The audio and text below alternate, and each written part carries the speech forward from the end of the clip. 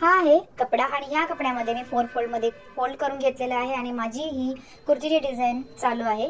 Kurti cutting चालू आहे तर मी शोल्डर हा घेतलेला आहे 7 इंचाचा आणि त्याचप्रमाणे मी आर्म होल घेतलेला आहे 7 इंचाचा आणि 7 इंचाचा घेऊन मी गोलाई करून घेतलेली आहे आपल्या आर्म होल साठी। त्याचबरोबर मी उंची जी घेते गळ्याची ती आहे 7 इंचाची आणि गोलाई आहे ती 3.5 इंचाची। तर त्याचप्रमाणे मला गोलाई करून गोल गळा करून आपल्याला ही कटिंग करून घ्यायचं आहे आणि खूप सुंदर ही गोलाई होणार आहे। त्याचबरोबर आपल्याला कमरची जी घेर असतो त्याचप्रमाणे आपल्याला कमरच्या घेरच्या हिशोबाने आपल्याला हे कटिंग करून घ्यायचं आहे।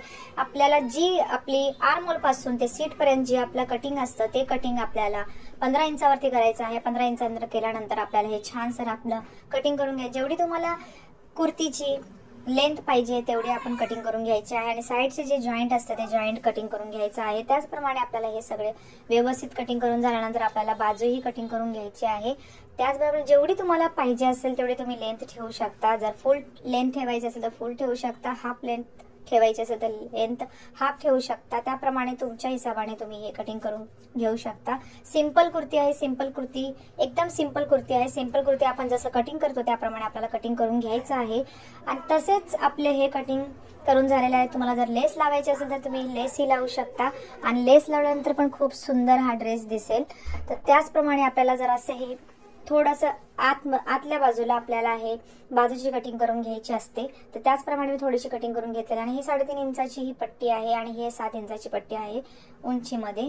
तर हे आपल्याला असं चौकोन कटिंग करून घ्यायचं आहे आणि त्याचप्रमाणे आपल्याला हे जेवढी लेंथ आहे तेवढी कटिंग करून घ्यायचं आहे आणि वरच्या साईडला 1 इंचावरती मार्किंग करून घ्यायचं आहे आपल्याला। 1 इंचाच्या मार्किंग वरून आपल्याला क्रॉस मध्येही कटिंग करून घ्यायचं आहे। क्रॉस मध्ये कटिंग करून घेतल्यानंतर डबल कपडा घ्यायचा आहे आणि हे झाले आपल्याला ही झाली आपली पट्टी।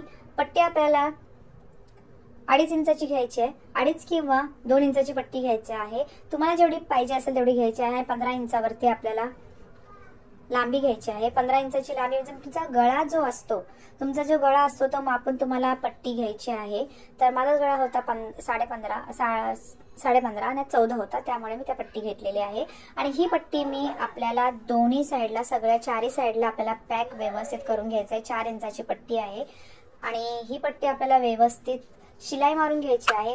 दोन्ही साईडला पॅक करून घ्यायचं आणि पॅक करून झाल्यानंतर आपल्याला खूप छान ही पट्टी दिसेल, एकदम क्लिअर लुक दिसेल। ही आपल्याला अशी पट्टी सुंदर करून घ्यायची आहे आणि साईडने शिलाई मारून घेतल्यानंतर आपल्याला ही आतून अशी शिलाई ओपन करायची आहे आणि ओपन केल्यानंतर ही पूर्ण आतली शिलाई जी आतमध्येच राहील ती दिसणार नाहीये बाहेर।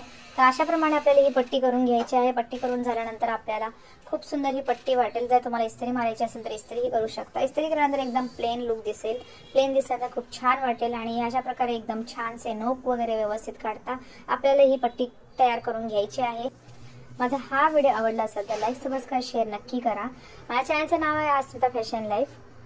तर माझ्या या चॅनलमध्ये तुमचं स्वागत आहे। तर मी हे सुंदर डिझाईन बनवलेली तुम्हाला आवडली असेल तर लाईक, शेअर नक्की करा आणि त्याचबरोबर आपल्याला ही पट्टी आपली तयार होऊन झालेली आहे। 14.5 पर्यंत आपल्याला ही पट्टी तयार होऊन झालेली आहे। तयार होऊन झाल्यानंतर आपल्याला हा त्रिकोण पट्टी जी आपण कट केलेली होती ती आपल्याला दोन्ही साईडने आपल्याला शिलाई करून घ्यायची आहे।